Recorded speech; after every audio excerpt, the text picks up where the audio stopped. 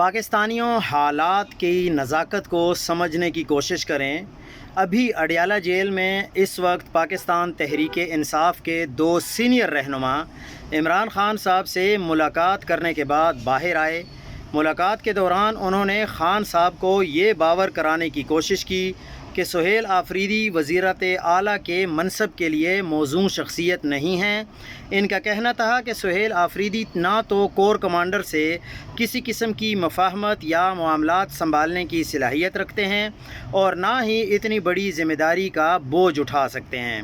تاہم عمران خان نے سب کی بات بغور سنی اور دو ٹوک الفاظ میں فرما دیا کہ میں اپنا فیصلہ کر چکا ہوں اور اس فیصلے میں اب کسی قسم کی کوئی تبدیلی نہیں ہوگی۔ کور کمانڈر سے بھی بات ہو جائے گی اور جو سینئر آفیشلز ہیں ان کے ساتھ بھی بات ہو جائے گی۔